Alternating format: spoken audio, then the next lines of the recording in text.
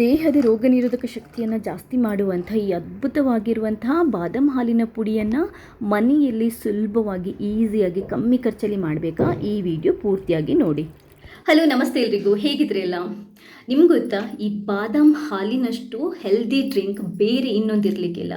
ಬಾದಾಮ್ ಹಾಲಿನಲ್ಲಿ ತುಂಬ ಪ್ರೋಟೀನ್ ಇರುತ್ತೆ. ದೇಹದ ರೋಗ ನಿರೋಧಕ ಶಕ್ತಿಯನ್ನು ಜಾಸ್ತಿ ಮಾಡಲಿಕ್ಕೆ ಕೂಡ ತುಂಬಾ ಒಳ್ಳೆಯದು. ನಮ್ಮ ದೇಹಕ್ಕೆ ಎನರ್ಜಿ ಕೊಡಲಿಕ್ಕೆ ಕೂಡ ತುಂಬಾ ಒಳ್ಳೆಯದು. ಮಕ್ಕಳಿಂದ ಹಿಡಿದು ದೊಡ್ಡವರ ತನಕ ಕೂಡ ಈ ಡ್ರಿಂಕ್ಸ್ ತುಂಬಾ ಒಳ್ಳೆಯದು. ನೀವು 3-4 ಸರಿ ಟೀ ಕುಡಿಯೋ ಬದಲು ಒಂದು ಸರಿ ಬಾದಾಮ್ ಮಿಲ್ಕನ್ನು ಕುಡಿದ್ರೆ ಆರೋಗ್ಯಕ್ಕೆ ತುಂಬಾ ಒಳ್ಳೆಯದು. ಬಟ್ ಹೆಚ್ಚಾಗಿ ನಾವು ಬಾದಾಮ್ ಹಾಲಿನ ಪುಡಿಯನ್ನು ಅಂಗಡಿಯಿಂದಲೇ ತರ್ತೀವಿ, ಯಾರು ಮನೆಯಲ್ಲಿ ಟ್ರೈ ಮಾಡಲ್ಲ.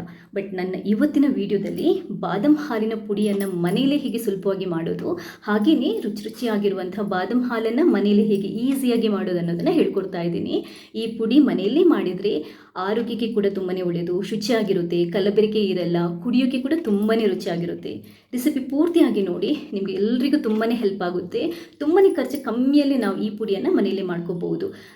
ಈ ವಿಡಿಯೋನ ಶೇರ್ ಮಾಡಲಿಕ್ಕೆ ಕೂಡ ಮರೆಯಬೇಡಿ, ಯಾಕಂತಂದರೆ ಎಲ್ರಿಗೂ ತುಂಬಾ ಯೂಸ್ ಆಗ್ಬೋದು. ಹಾಗೆಯೇ ಇಲ್ಲಿ ತನಕ ನೀವು ಯಾರಾದರೂ ನನ್ನ ಚಾನಲ್ಗೆ ಸಬ್ಸ್ಕ್ರೈಬ್ ಆಗಿಲ್ಲದಿದ್ದರೆ ಸಬ್ಸ್ಕ್ರೈಬ್ ಆಗಲಿಕ್ಕೆ ಕೂಡ ಮರೆಯಬೇಡಿ. ಯಾಕಂತಂದರೆ ನನ್ನ ಚಾನಲಲ್ಲಿ ನೆಕ್ಸ್ಟ್ ನಾನು ಹಾಕುವಂಥ ಎಲ್ಲ ವಿಡಿಯೋಗಳ ನೋಟಿಫಿಕೇಷನ್ ನಿಮಗೆ ಡೈರೆಕ್ಟಾಗಿ ಬರುತ್ತೆ, ಬೇಗನೆ ಸಿಗುತ್ತೆ.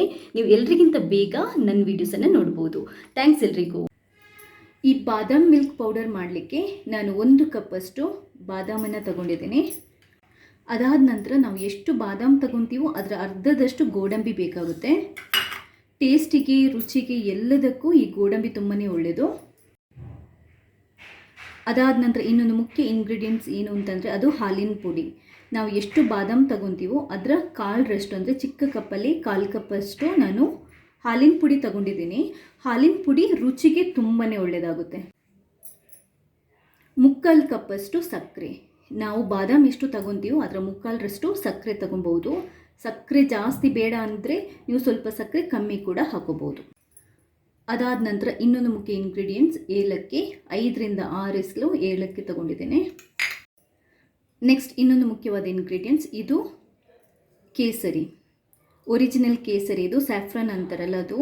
ಇದು ತುಂಬಾ ಒಳ್ಳೆಯದು, ಆರೋಗ್ಯದ ದೃಷ್ಟಿಯಿಂದ ಕೂಡ ತುಂಬಾ ಒಳ್ಳೆಯದು, ಮತ್ತು ಫ್ಲೇವರ್ಗೆ ಕೂಡ ತುಂಬಾ ಒಳ್ಳೆಯದು. ಒಂದು ವೇಳೆ ಕೇಸರಿ ಇಲ್ಲ ಅಂತಂದರೆ ತೊಂದರೆ ಇಲ್ಲ, ಏನೂ ಟೆನ್ಷನ್ ಬೇಡ. ನಾವು ಕೇಸರಿ ಇಲ್ಲದೆ ಕೂಡ ಬಾದಾಮ್ ಮಿಲ್ಕ್ ಪೌಡರನ್ನು ನಾವು ಮಾಡ್ಬೋದು. ಇದಿಷ್ಟು ಕೂಡ ಅಂದರೆ ಈ ಬಾದಾಮ್ ಇರ್ಬೋದು, ಗೋಡಂಬಿ ಇರ್ಬೋದು, ಏಲಕ್ಕಿ ಇರ್ಬೋದು ಅಥವಾ ಸ್ಯಾಫ್ರಾನ್ ಇರ್ಬೋದು, ಇದು ಆರೋಗ್ಯಕ್ಕೆ ತುಂಬಾ ಒಳ್ಳೆಯದು. ನಮ್ಮ ದೇಹದ ರೋಗ ನಿರೋಧಕ ಶಕ್ತಿಯನ್ನು ಜಾಸ್ತಿ ಮಾಡಲಿಕ್ಕೆ ಕೂಡ ತುಂಬಾ ಒಳ್ಳೆಯದು. ನೀವು 4-5 ಬಾರಿ ಟೀ ಕುಡಿಯೋ ಬದಲು 1 ಸರಿ ಈ ಬಾದಾಮ್ ಮಿಲ್ಕನ್ನು ಕುಡಿದರೆ ಅದು ನಿಮಗೆ ಯಥೇಚ್ಛವಾಗಿ ಪ್ರೋಟೀನನ್ನು ಕೊಡುತ್ತೆ ದೇಹಕ್ಕೆ.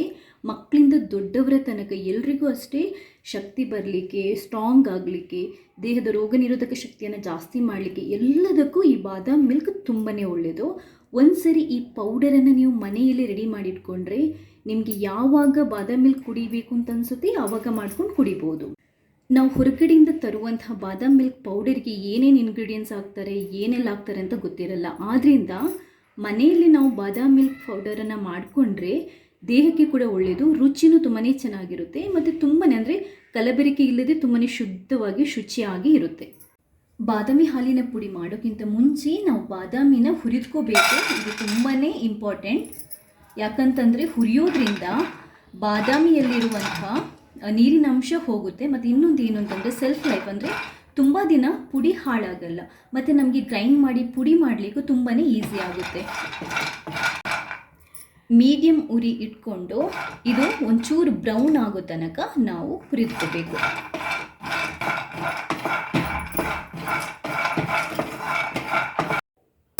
ನೋಡಿ, ಬಾದಾಮ್ ಮೇಲೆ ಈ ಥರ ಕಂದು ಬಣ್ಣ ಬರುತ್ತಲ್ವ, ಅಲ್ಲಿ ತನಕ ಇದನ್ನ ಹುರಿದ್ಕೋಬೇಕು.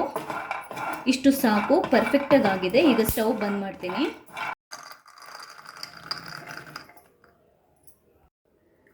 ನೋಡಿ, ಈ ಥರ ಕಂದು ಬಣ್ಣ ಬರುತ್ತಲ್ವ ಮೇಲ್ಗಡೆ, ಅಲ್ಲಿ ತನಕ ಹುರಿದ್ಕೋಬೇಕು. ಪರ್ಫೆಕ್ಟಾಗಿ ಹುರಿದಿರುತ್ತೆ ಇದು. ಇದೇ ಥರ ನಾವು ಇವಾಗ ಗೋಡಂಬಿ ಕೂಡ ಹುರಿದ್ಕೊಳ್ಳೋಣ. ಮೀಡಿಯಂ ಫ್ಲೇಮಲ್ಲಿ ಉರಿ ಇಟ್ಕೊಂಡು ಗೋಡಂಬಿನ ಹುರಿದ್ಕೊಳ್ಳೋಣ.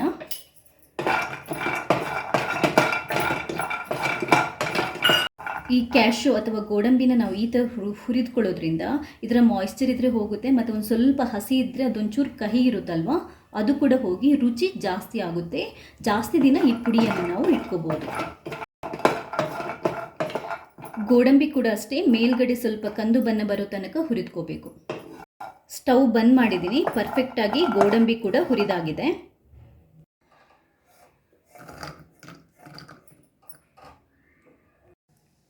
ಇದು ಸ್ವಲ್ಪ ಬಿಸಿಯಾಗಿ ಇರುವಾಗಲೇ ನಾವಿದನ್ನ ಗ್ರೈಂಡ್ ಮಾಡಿ ಪುಡಿ ಮಾಡ್ಕೋಬೇಕು. ಫಸ್ಟ್ ಮಿಕ್ಸಿಗೆ ಗೋಡಂಬಿ ಮತ್ತು ಬಾದಾಮಿನ ಹಾಕೊಳ್ಳಿ. ಅದಾದ ನಂತರ ಈ ಏಲಕ್ಕಿ ಇದೆಯಲ್ಲ ಅದನ್ನ ಬಿಡಿಸ್ಕೊಂಡು ಹಾಕಬೇಕು.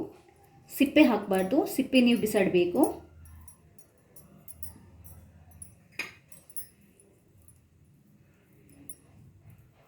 ಏಲಕ್ಕಿ ಬೀಜ ಮಾತ್ರ ಹಾಕಲಿಕ್ಕೆ.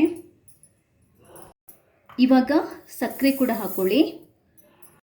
ಅದಾದ ನಂತರ ಹಾಲಿನ ಪುಡಿ ಹಾಕೊತಾ ಇದ್ದೀನಿ. ಹಾಲಿನ ಪುಡಿ ಕೊನೆಗೆ ಕೂಡ ಮಿಕ್ಸ್ ಮಾಡ್ಬೋದು, ಬಟ್ ನಾವು ಒಂದೇ ಸರಿ ಹಾಕಿ ಗ್ರೈಂಡ್ ಮಾಡಿದರೆ ಆವಾಗ ಪರ್ಫೆಕ್ಟಾಗಿ ಮಿಕ್ಸ್ ಆಗುತ್ತೆ. ಕೊನೆಯದಾಗಿ ಈ ಸ್ಯಾಫ್ರಾನ್ ಅಥವಾ ಕೇಸರಿ ಕೂಡ ಹಾಕೊಳ್ಳಿ. ಇಷ್ಟನ್ನು ಹಾಕ್ಕೊಂಡು ಇವಾಗ ನಾನು ಇದನ್ನ ಗ್ರೈಂಡ್ ಮಾಡ್ತಾ ಇದ್ದೀನಿ. ನೋಡಿ, ಪರ್ಫೆಕ್ಟಾಗಿ ಪುಡಿ ಆಗಿದೆ. ಕರೆಕ್ಟಾಗಿ ಬಾದಾಮಿ ಹಾಲಿನ ಮಿಕ್ಸ್ ರೆಡಿ ಆಗಿದೆ.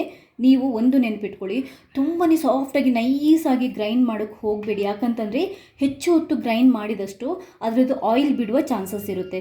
ಆದ್ದರಿಂದ ಪುಡಿ ಒಂದ್ಸರಿ ಆಗಿದೆ ಅಂತ ನೋಡಿಕೊಂಡು ಇಮಿಡಿಯೇಟಾಗಿ ತೆಗೆದುಬಿಡಿ.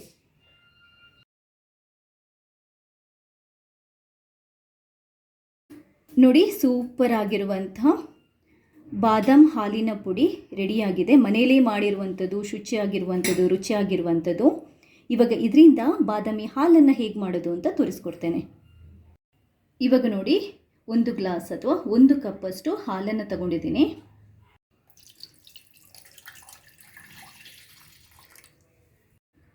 ಒಂದು ಗ್ಲಾಸ್ ಹಾಲಿಗೆ 1 ಸ್ಪೂನಷ್ಟು ನಾವು ಬಾದಾಮಿ ಹಾಲಿನ ಪುಡಿಯನ್ನು ಹಾಕೋಬಹುದು. ಶುಗರ್ ಬೇಕಿದ್ರೆ ಮಾತ್ರ ಹಾಕೊಳ್ಳಿ. ಆಲ್ರೆಡಿ ನಾವು ಮಿಕ್ಸಲ್ಲಿ ಹಾಕೊಂಡಿದ್ದೀವಿ. ನಾನೊಂದು ಚೂರು ಹಾಕೊತೀನಿ ಅಷ್ಟೇ. 1-2 ಎಸ್ಲು ಕೇಸರಿನ ಹಾಕೋಬಹುದು. ಇದು ನಾವು ಆಲ್ರೆಡಿ ಪುಡಿಗೆ ಹಾಕಿದ್ದೀವಿ. ಹಾಕಲಿಲ್ಲದಿದ್ರೂ ತೊಂದರೆ ಇಲ್ಲ, ಬಟ್ ಫ್ಲೇವರ್ ಟೇಸ್ಟಿಗೆ ಇದನ್ನ ಹಾಕೋಬಹುದು.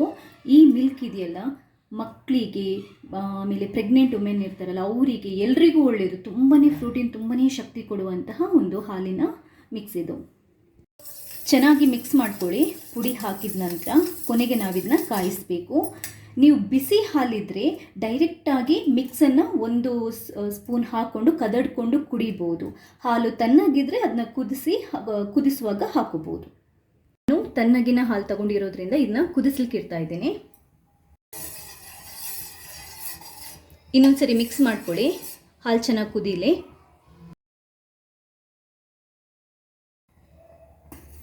ಚೆನ್ನಾಗಿ ಕುದಿದ ನಂತರ ಒಂದು ಸ್ವಲ್ಪ ಹೊತ್ತು ಬಿಡಿ, ಜಾಸ್ತಿ ಬೇಡ, ಚೂರು ಹೊತ್ತು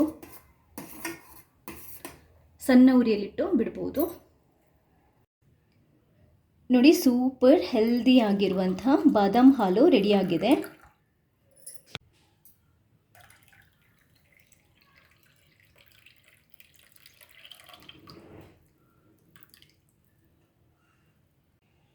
ಈ ಬಾದಾಮ್ ಪುಡಿಯನ್ನು ನೀವು ಒಂದ್ಸರಿ ಮಾಡಿದರೆ ಏರ್ ಟೈಟ್ ಡಬ್ಬಕ್ಕೆ ಹಾಕಿಬಿಟ್ಟು, ಅಂದರೆ ಒಂದು ಡಬ್ಬದಲ್ಲಿ ಹಾಕಿ ಗಾಳಿ ಹೋಗದಾಗೆ ಟೈಟಾಗಿ ಅದರ ಮುಚ್ಚಳನ ಮುಚ್ಚಿ ಹೊರಗಡೆ ಬೇಕಾದರೂ ಇಡ್ಬೋದು ಅಥವಾ ಫ್ರಿಜ್ಜಲ್ಲಿ ಬೇಕಾದರೂ ಇಡ್ಬೋದು.